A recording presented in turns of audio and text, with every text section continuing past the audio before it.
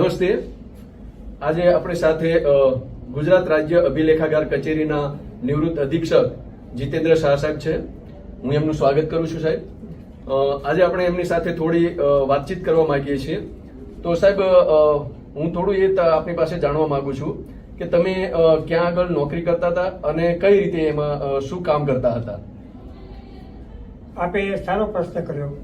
ગુજરાત સરકારના gazetted officer તરીકે રાજ્યના વિવિધ જિલ્લા મથકોએ પણ મેં ફરજ બજાવી છે અને અમારે કચેરી વડા તરીકે વહીવટી અને હિસાબી કામગીરી હોય તો સ્વાભાવિક છે, પરંતુ જે સંશોધનકારો આવે એને મદદ કરવાની છે. સ્વાતંત્ર્ય સેનાનીની રૂબરૂ મુલાકાત લઈ એને ઇન્ટરવ્યૂ લઈ અને નવી પેઢી માટે એને કઈ રીતે ઉપયોગી થાય એની વાત છે. પછી જે કોઈ વ્યક્તિ પાસે ખાનગી રેકોર્ડ હોય એ અમે પૈસાથી અથવા એની ઝેરોક્સ કોપી અથવા એ ભેટ રૂપે આપે તે પણ મેળવીએ છીએ. એટલે રિસર્ચ સ્કોલરને પણ એ સંશોધન કાર્યમાં ખૂબ જ ઉપયોગી થઈ પડતું હોય છે. અચ્છા, તો સાહેબ માનો કે તમારા અભિલેખાગાર કચેરીમાં અથવા તો તમે જ્યાં કંઈ કામ કર્યું ત્યાં આગળ એ પ્રકારના દસ્તાવેજો હોય, જૂના દસ્તાવેજો ને તો એમાં એને સાચવવાનું એ કઈ રીતે કામ થાય છે?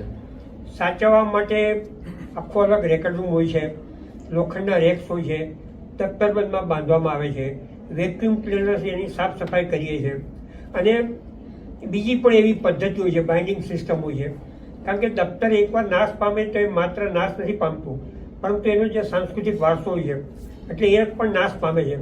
એટલે અમે એવી એની પ્રોસેસ કરી કે ડોક્યુમેન્ટને આખો એક નવો જીવ આપીએ છીએ કે જેથી એ વર્ષો સુધી સચવાયેલો રહે. બીજું સાહેબ, ત્યાં અભિલેખાગાર કચેરીમાં અથવા તો તમે જે કંઈ રેકોર્ડ સાચવો છો એમાં કેવા કેવા પ્રકારના રેકોર્ડ હોય છે?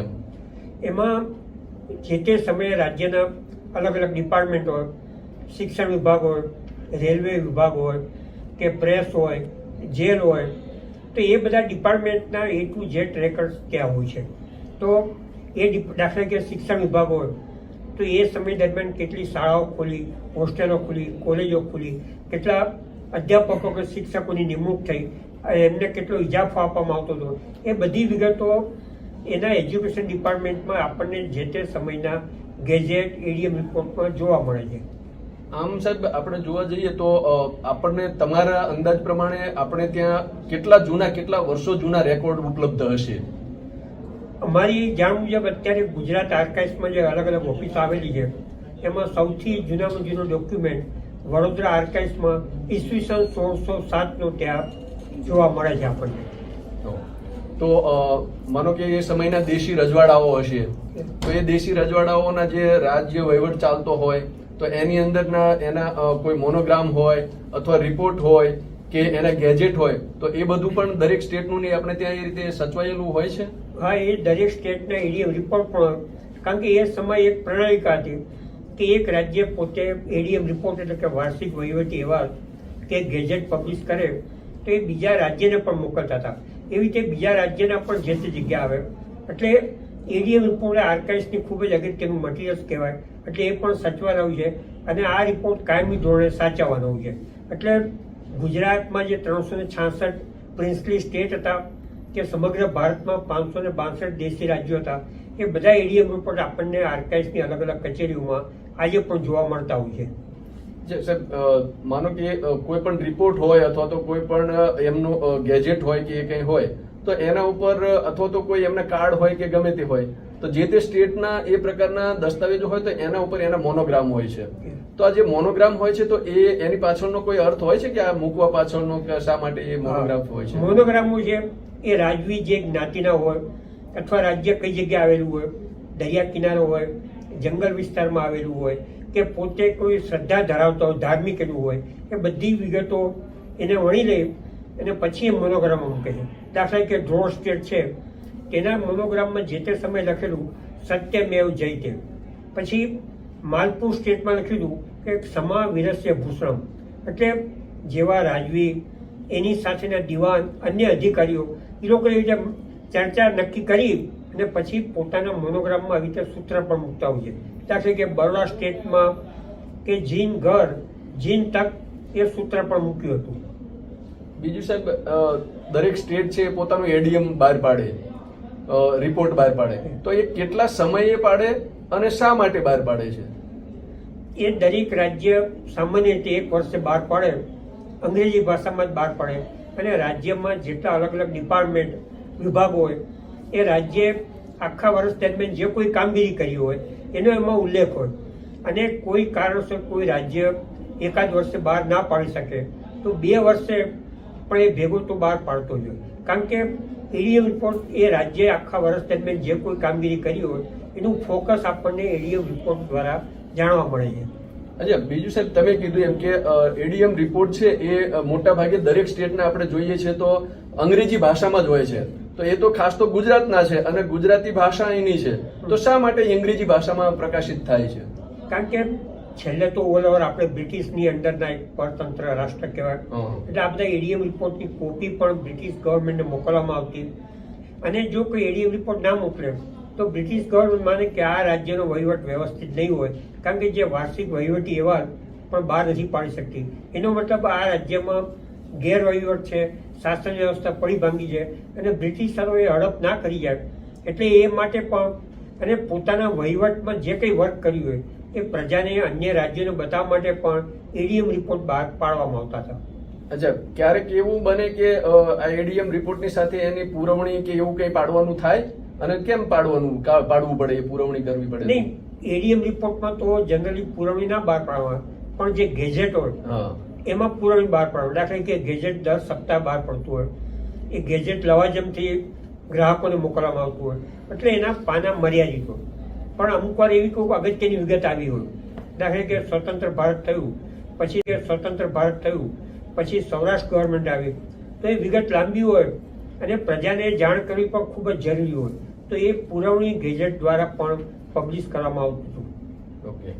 અને બીજું સાહેબ, ક્યારેક એવું બને કે ગેજેટના આ રિપોર્ટને એ સિવાય કોઈ એવા દસ્તાવેજો હોય કે જે એકબીજાના પ્રોટોકોલ ના સચવાયા હોય ને એના કારણે થઈને એકબીજાને પરત કરવું પડ્યું હોય? હા, એવું પણ ગુજરાતમાં ધાંગધ્રા સ્ટેટ હોય, ધરમપુર હોય, અન્ય કેટલા રાજ્યો હોય કે એને જે લખાણમાં વિવેક જાળવે ના હોય, તો એ પણ કે ભાઈ તમારું જે લખાણ છે એ પ્રોટોકોલ મુજબ નથી, અથવા મેરેજની કંકોત્રી કે બીજા કોઈ શુભ પ્રસંગે કાર્ડ કે આમંત્રણ આપેલું હોય એમાં પણ કવર ઉપર જો પ્રોપર એડ્રેસ ના હોય તો એ રાજવીને પોતાનું અપમાન લાગે, તો એ કંકોત્રી પણ પરત મોકલતાની સાથે લખતા કે અમારું પ્રોપર એડ્રેસ આ છે, હવે પછીનો પત્ર તમારે આ રીતે અમારી સાથે કરવો.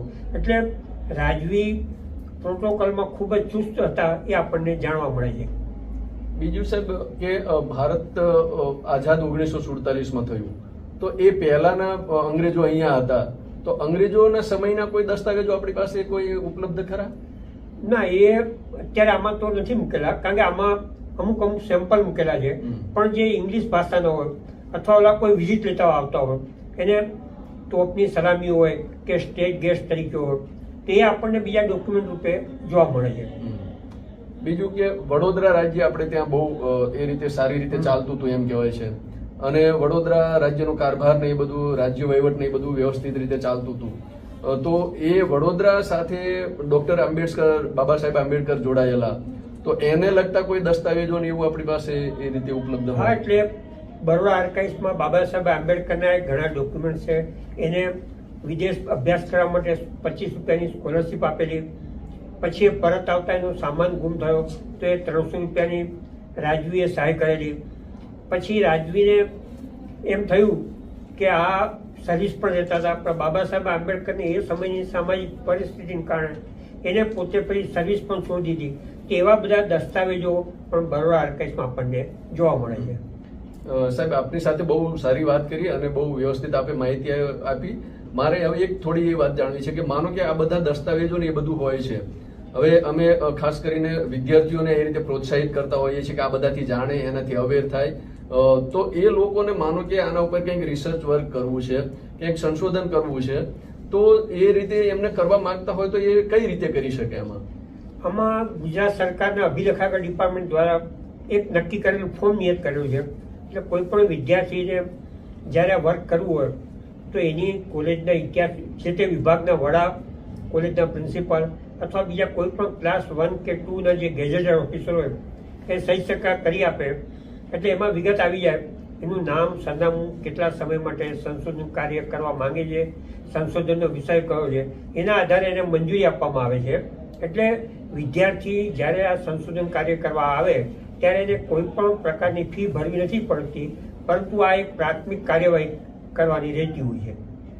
હવે સાહેબ, વિદ્યાર્થીએ માનો કે રિસર્ચ કર્યું ને એના ઉપરથી એને જે કંઈ કામ કર્યું છે એ કામ એને રિસર્ચ થઈ ગયા પછી એને પબ્લિશ કરવું છે, પ્રકાશિત કરવું છે, તો માનો કે અમુક તો જૂના દસ્તાવેજો ને એવું બધું આપણી પાસે ઉપલબ્ધ હોય છે અને એના ઉપર એને કામ કર્યું હોય છે. જ્યારે પ્રકાશિત કરવાનું આવે છે ત્યારે શું એ રીતે કંઈ થાય કે એનો કોપીરાઇટ અથવા તો કંઈ મંજૂરી લેવી પડે કે એવું કંઈ કામ કરવું પડે? ના, એવું જ્યારે સંશોધન કાર્ય માટે એને મંજૂરી આપવામાં આવે એટલે એમાંની એક શરત હોય છે કે તમારું આ પુસ્તક કે થીસીસ જ્યારે પબ્લિશ થાય ત્યારે એની એક કોપી આર્કાઇવ્સ ડિપાર્ટમેન્ટને આપવાની રહેતી હોય છે. ઓકે, સરસ માહિતી આપણને શાહ સાહેબ પાસેથી મળી. સાહેબ ઉપસ્થિત રહ્યા, ઘણું બધું કામ કરે છે. શાહ સાહેબ છે હાલ નિવૃત્ત છે, નિવૃત્તિમાં પ્રવૃત્તમય જીવન ગાળે છે અને આ રીતે કોલેજોને અને વિદ્યાર્થીઓને સતત માર્ગદર્શન પૂરું પાડે છે. શાહ સાહેબનો ખૂબ ખૂબ આભાર. નમસ્તે સાહેબ. નમસ્તે.